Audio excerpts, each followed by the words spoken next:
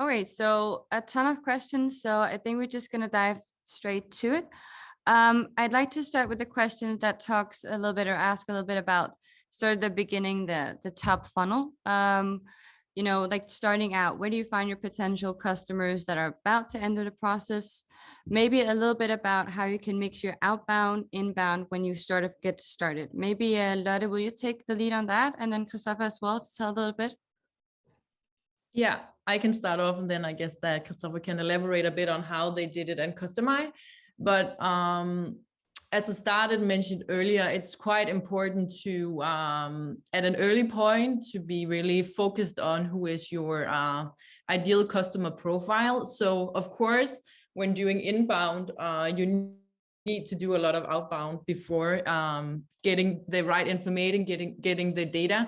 So it's also about sit down and figure it out. So who are we meeting in our sales pitches? Who are we talking to? What are the pain points? All these kind of stuff, which can help you build out the real buyer persona profile. And then you can use these buyer persona profiles in all the content you are building, how you're going to build out your lead nurturing as well. And also really to be quite focused on who we are paying to prospect when going out on LinkedIn and Facebook, maybe doing native articles as well. So that's quite important as well. And also, if you start gathering data early on in your CRM system, you can also leverage on these data when you start doing paid campaigns. So then you will actually only pay to prospect the people that we know are interested, instead of just going out and shooting for the stars, I would say. Yeah, I think I can add on this. Just to say what we did in Custimy, I would say that everything we did, even though that we started up on ads, everything that did work was primarily outbound. And it was basically because we didn't know that specific who our buyer personas was. Yeah, we have sat down and said, this is what we imagine is our buyer personas. And it's fine to start doing that. But at a point, you're just having all these talk with potential clients and say, okay, this is actually not the decision makers. This is actually not the ones that are going to use the system. And then, over time, you are getting to understand that, okay, the content you also are pushing in your marketing activities is actually not hitting the right audience. So what we saw was that we actually used, I would say, a lot of money on learning how not to do it in the future.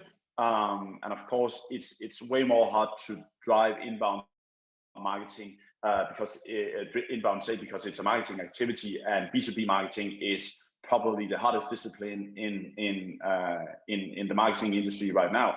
We have tried different agencies, and for us to see that it's clear that it's a tough one to actually understand, because the product is often more complex than a general one. So we did it primarily outbound. Yeah, we started on inbound as well, and it's getting better and better. But we also do get to a point where we do understand what is it our customer is actually doing and who are the persona for it. Because when you're in the startup phase, everything's changing on the line when you're doing it. Okay, cool. So let's talk a little bit about soft trigger, hard triggers. You talked a little bit about it, Kristoffer, as well. Two questions we have: what tools do you use for lead tracking when you talk about trigger events? And also, how do you work with soft triggers? And I think those two kind of go hand in hand. You talked a little bit about it, Kristoffer, but maybe, so give the pass to you, Lotte, to get started on this. Soft trigger, triggers. Yeah, so normally when we do inbound strategies and working with inbound, we do strategy based on soft trigger conversion points and hard trigger conversion points. So all soft trigger conversion points are the conversion points that lead into the top or mid funnel. So these are the leads that we're going to get a permission for early on. So that could be subscriptions to a newsletter. That could also be some gated content, maybe a template or an ebook or a gated webinar or a video masterclass, something that you ungate by giving your email address. And then you can start doing lead nurturing on your own channel. So you can send out lead nurturing based on the download offer, or you can also leverage on these data to start retarget them on LinkedIn or other social media platforms. Working with hard triggers is the triggers that normally will mark an SQL, so a sales qualified lead. So that will be talk to sales, book a meeting, book a demo. It could also be, I have tested out with some of my clients now doing some gated pricing downloads. So if you're working in SaaS and have like different subscription types, we will put that in a gated pricing download, and then you can ungate it and you can see for yourself how the features, if I go with the cheapest subscription, which features will I miss out on, and so forth. And all these hard trigger conversions, we will be able to pass directly on to sales. So as Kristoffer said, inbound is a marketing activity, but I would say that working in an inbound department in B2B, your primarily KPI is still to drive sales and revenue. So the whole strategy must be focused around helping sales do even better by delivering the right data and delivering the right conversion points and making sure that the leads are warm enough and ready to talk to sales, so we don't waste each other's time.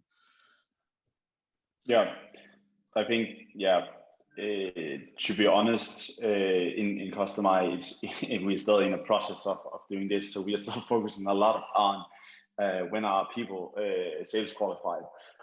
So we actually just started kind of on in the whole lead nurturing. So working with the people that are around top funnel and mid funnel, started making better gated content to actually warm them up to get them to a point where they actually see the value of Custimy as well. But we have definitely been working mostly with the bottom funnel, because that's the fun part, because that is where you hopefully find the customers. But it's also way harder to get that. And I think I am a bit colored from my background, where you're selling consumer products, where it's just like you're going in, you click it into the card, and then you just buy it. And I think I learned it on the hard way. The first month we spent a lot of euros on advertising in Custimy, because I'm just like, okay, they're just going in and then they're buying, and then it's fantastic, and unicorns tomorrow. So definitely it's things that you need to work with, and I think definitely the soft triggers is maybe in the long run the most important part, because they're where you start lead nurturing things that will get down to the bottom funnel, and if you don't do that, they will never get down to them. Yeah, so just to elaborate a bit on it, that the soft triggers is really about building an audience that will interact with you, will interact with your brand, will interact with your products and offerings, and then just keep educating them, sending them the great content that you're building, sending them great product content as well, and then use leverage on that in your lead nurturing, and then they will at some point fill out that contact form, and then they're ready to talk to you. Okay, thank you. So maybe also touch a little bit upon the whole sales hire process. I think, Kristoffer, maybe you can start with this one. We have two questions about, when do you hire someone if you don't have the budget for it, you maybe don't have the revenue so far. And also it could be a little bit of a leading question for you as well, Lotte. But so what should we do if we don't have a full-time sales hire? Founders are maybe inexperienced, we have students, helpers, or should we contact a consultant? That is also maybe expensive solution to pick, but maybe you can tell a little bit about your process as well, Kristoffer, and then take on to you, Lotte. Yeah, so I think we made mistakes on the way, but I think what I would do if I should start over, and it's often a conversation that me and Martin, my co-founder, do have, that it definitely I would use way more time on try to build up a automation, a CRM system that actually are giving me the best possibilities to when we are ready to hire someone. Because next question is getting you when are you ready? When do you get enough leads and all of that stuff? But again, the better you are at starting to track things, the better you are at automating things, the faster you also understand when is it the right time to hire a new salesperson. Because we did hire a salesperson really, really early in the process, and we're maybe too early because we weren't ready to have it, and it was just kind of an expense that was because the product wasn't in the right place. Because when it's in the right place, yeah, we have an MVP, but is it working well enough, and do the market is they educated enough? So I think I will use a lot of time on trying to say, okay, what can we do to be able to, when a salesperson is ready to come on board and we maybe can afford it, can we automate as many things as possible so we get the most out of it when they are onboarded as well? Yeah, agree with everything that Kristoffer said. So well, I would say that it will be nice to be able to hire salespeople on demand instead of hiring salespeople that have too much time and not enough leads. So when bringing in salespeople as well, of course, you will bring in someone who is good at doing social selling on LinkedIn, helping showcasing the product, helping showcasing the brand, but also that are able to do some outreach while working on those inbounds that are coming in. And if we set up, the right funnel, the right CRM, working with the right sales metric, we will also be able to do the right forecasting, knowing how many leads are coming in, and when the people doing sales in the early stages will be overwhelmed by the leads, right? So again, you can utilize data to figure out how to scale your resources internally as well. And I think to talk back to the consulting part, I'm from Jutland, so in general that means that I'm sitting on the money as long as I can. But I have just seen that if you would like to scale, and especially if you want to get a kind of ahead of the curve, it will make sense sometimes to invest in it, because these people this is their whole life. It's what Lotte is doing every day. She have the expertise in doing these things right from the start. And yeah, I know it can be a big expense, but it can also be a really, really big expense to have someone hired in full time. You need to onboard, we need to buy the computer, they need to have a table as well. And they are still not getting the full potential. So of course, it's a bit easier when you are a venture-backed organization as we are, because we do have the money to do things maybe before we need them. But I will often do that before actually hiring someone, just to figure out what is our needs, because it can be super expensive. I guess everybody knows that it's super expensive to hire new people, and especially expensive to fire them again. And maybe just to follow up on this, a question for you, Kristoffer, mentioning that you started the process too late. Maybe tell a little bit about what data and process has been the most helpful for your company, so we can get that one as well. Yeah, so I think what we learned the most out of was that talking to clients. So at a point I think we were 3 people in sales, and the issue was that sometimes then I knew someone that made sense to be talking with. I maybe knew them personally, a potential client, and then I had another salesperson. Okay, I have already talked with them, and then we started both of us were talking to them. Then they got confused, and it was also because we didn't track the things in our CRM system. And again, back to it was all manual tasks. So I think we got punished a bit because it gave a bad customer experience, and that is like the worst thing that you can do, because then you're losing the trust that you maybe have gained from them.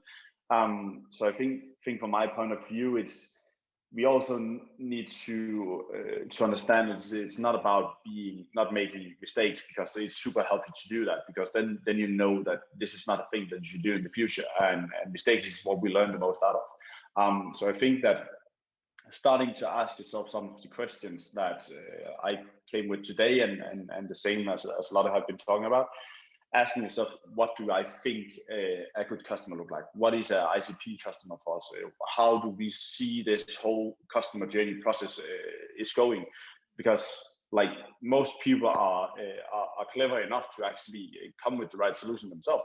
They just need to get a couple of questions saying, oh, okay, have you thought about this? Have you thought about this? And then you will on the way learn from the mistakes that you are having. Because as Lotte said, there is not one way that fits all, and that is maybe the most tough one for especially consultants, because you don't have like just this is how you should do SaaS companies in general. No, that is not how it's happening, because there is a big price difference. There are a big difference in how the product is working, and that's why customer journey is never like the same. So it's about go out, learn, make some mistakes, learn from them, and adapt them. And it's more like if you have tracked it on the way, you also will know, okay, this is actually the data point that is useless for us, but we need to track this instead, and then you can build up on it on the way. Okay, so I'd like to take two questions, starting with you, Lotte, talking about, there's a question, how would you work with a community to get them into your sales funnel? And also another question talking a little bit more about approaching the communication with potential customers. And it says software, email software, everything in HubSpot. But I think maybe, Lotte, you can tell a little bit about how you approach that if the customer was yours. Yeah, so of course we would deep dive into, you know, the product and the buyer's journey, figure out what is the sales cycle. But top of my head, I would say that if you already have a community and you want them more engaged, you should definitely start building out some really great content pieces. So on average, 13 content pieces are consumed throughout the B2B buyer's journey, and 8 of them is actually vendor specific. So as a vendor, you should be able to provide 8 content pieces on average throughout the buyer's journey. So this means that you should look into doing product content. Product content is really key. Especially looking into being able to compare your product. So throughout this buyer's journey, your potential customer has, they will compare you to your competitors. They will compare your pricing. They will compare your product. They will compare your features. And they will even compare, you know, your values as a vendor. So if you're not transparent in showcasing all these things, then you will lose, I would say, because they will choose the ones that are upfront. They would choose the ones that are transparent. And when it comes down to price is not actually the most important thing. The most important thing is that you feel like you're being taken serious and that you can find the answers you need before talking to sales. Because when you talk to sales, you want to be able to have that specific sales conversions, looking into maybe getting this quote instead of having to answer you know, basic questions. So normally I also say with the sales teams that I work with, if you keep getting the same questions over and over again about your product, about your pricing, then make content about it. Make content about the questions you get answered all the time, because a lot of your potential customers will have the same questions, and they will like to have them answered on your website, throughout your content, on your social media as well. I hope that was answer enough for the first part of the question. Okay, perfect.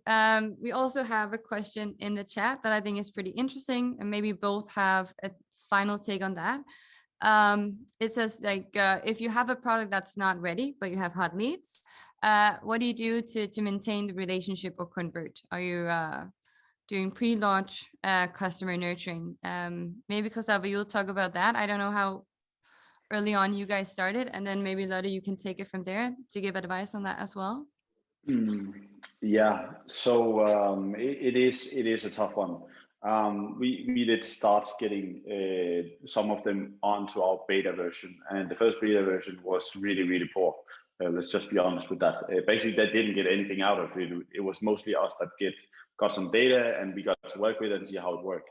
And it's clearly to see that it was tough for us to start getting into paying customers when we got to it, because there was all the time we had all of these mistakes and the product didn't work well, and they had to use kind of a lot of time on getting to a point where the accounts didn't work. And it also, again, a bit back to the trust. It was not that they didn't trust us, because they are all with us still today, but getting to the point where they're paying for the product because they have seen, okay, it haven't really been working that well over time. So when is it done? When is it a product that I should pay for? So it is really a tough one. And I think it's about telling them that this is, we see it as a fantastic thing that they would like to help you develop the product. It's nice that they are a hot lead, but it's also to give them like a feeling of this is something special. So listen to their advice. If they are coming with feedback saying, okay, I missed this view, or I need to see this, this is not working, take it in and make them kind of an expert of your product and say, okay, we're really enjoying to get this feedback. and this means the world to us. It's not that it do mean the world, so it's not just the same, but make them feeling that they actually also are loved, because they are going to be the ambassador of your product. And it's actually some of the customers that we are often, if we are being asked, can I talk with a customer or something, we are sending these customers because they have been on the journey and they have seen the development of the product. So I think it's really a tough one, and there is quite a big chance that you're going to lose some of them, but that's a part of the game, and you just have to keep your head above the water and say, okay, then we need to find some new ones, and then you got some learning from it.